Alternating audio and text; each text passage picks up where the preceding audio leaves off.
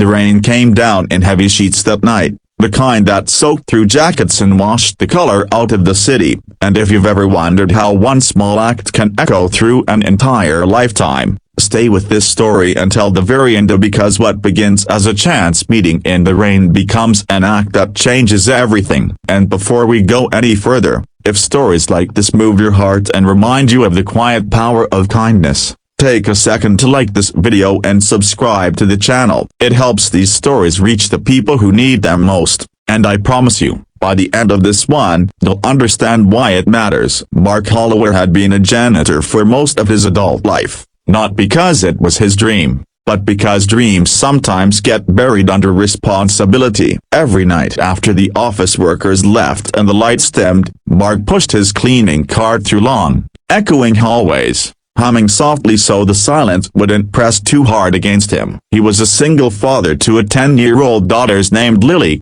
whose smile was the brightest thing in his world and whose asthma medication took up most of his paycheck. Her mother had passed away 3 years earlier after a sudden illness, leaving Mark with grief he barely had time to feel and a child who needed him to be strong every single day. He worked nights so he could be home in the mornings, packing lunches, braiding hair clumsily, and pretending he wasn't tired when Lily asked him to walk her to school. That evening, the storm had rolled in faster than expected. Mark finished his shift early because the building's power flickered, and the supervisor sent everyone home. He stepped outside into the rain, pulling his thin jacket tighter, and began the long walk to the bus stop. Halfway there, he noticed a woman standing under a broken streetlight, rain plastering her hair to her face, frustration written in every line of her posture. She wore a tailored coat now darkened with water, and she was tugging uselessly at the handle of a stalled car. Mark hesitated. He was tired, his shoes already soaked,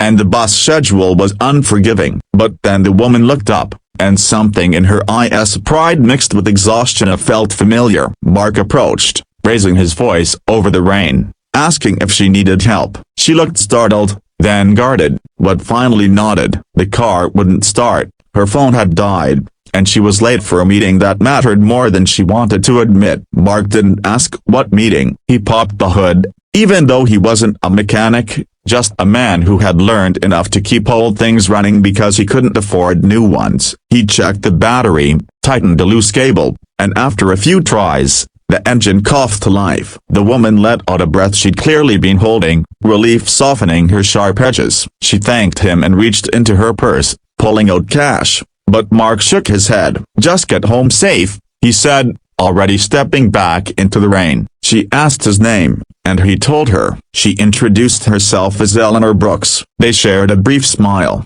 the kind strangers exchange when they've crossed paths for a moment and then move on, never expecting to meet again. Eleanor drove away, and Mark caught his bus, thinking only about whether Lily had remembered her inhaler. Eleanor Brooks, however, did not forget. She drove home that night replaying the moment in her mind, not because her car had been fixed, but because of the way Mark had looked at her, not as a rank or a title or a problem, but simply as a person who needed help. Eleanor was a Navy Admiral, one of the few women to reach that rank, and her life was defined by command decisions, high-stakes responsibility, and a loneliness she rarely acknowledged. She was used to people saluting, deferring, expecting answers. Mark had expected nothing. Days turned into weeks, and life continued. Mark cleaned floors, scraped by, and tried to be both mother and father to Lily. One night, Lily's asthma flared badly. Mark rushed her to the hospital, fear clawing at his chest as machines beeped and nurses moved quickly. The insurance coverage wasn't enough, and the bills piled up like an impossible wall. Mark sold his old guitar, skipped meals, and took extra shifts, but still the numbers didn't add up. Lily recovered, smiling weakly from her hospital bed, trusting her dad completely, and that trust broke Mark's heart more than any bill ever could. Meanwhile, Eleanor faced her own storm. A major operation she oversaw had gone wrong, and not disastrously, but enough to spark investigations and quiet criticism. She lay awake at night, staring at the ceiling, wondering when leadership became so heavy. She thought again of the janitor in the rain, of the simplicity of his kindness, and felt a pull she couldn't quite explain. One afternoon, Eleanor asked her aide to find Mark Holloway. It took time, but eventually they located him through employment records at the office building. Eleanor debated reaching out, worried it would feel intrusive or self-serving, but something told her this connection mattered. She decided to wait for the right moment. That moment came sooner than expected. Mark received a notice that the building he worked in was changing contractors. His job wasn't guaranteed, and seniority meant little in the new system. Panic set in. Without that job,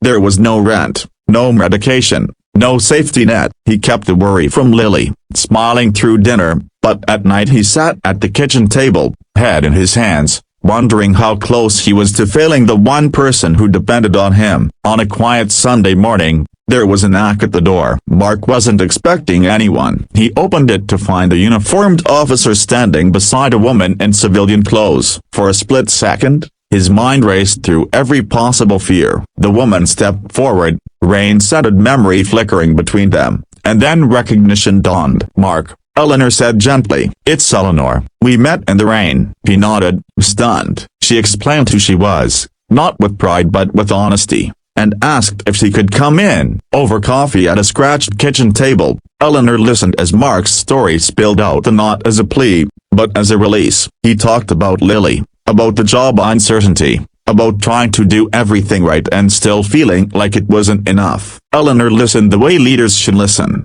fully and without interruption. She didn't offer charity, she offered opportunity. Through her connections, she knew of a facilities management position opening at a naval base nearby, with stable hours, benefits, and room for advancement. Mark was qualified, more than qualified, though he'd never thought to aim so high. Eleanor made it clear this wasn't repayment, but recognition. The Navy runs on people who show up and do the work, even when no one is watching, she said. "You're one of those people." Mark started the new job a month later. The hours meant he could attend Lily's school events, manage her health without constant fear, and sleep at night without the weight of uncertainty crushing his chest. Lily thrived, her laughter filling their small apartment, her drawings now taped proudly to a refrigerator that actually held food. Years passed. Mark advanced, taking classes, learning leadership, discovering a confidence he never knew he had. Lily grew into a bright,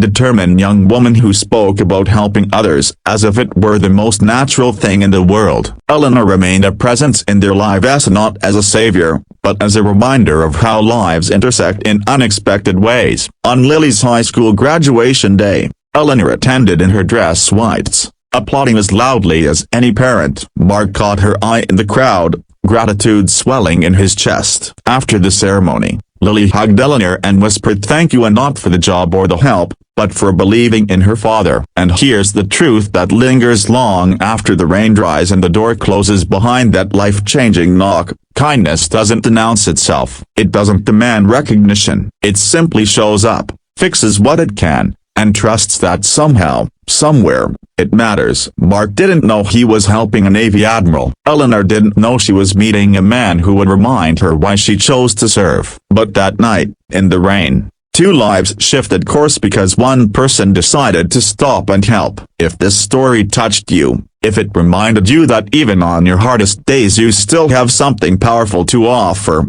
take a moment now to like this video and subscribe to the channel. Share it with someone who needs hope today, because you never know, your smallest act might be the knock that changes a life, including your own.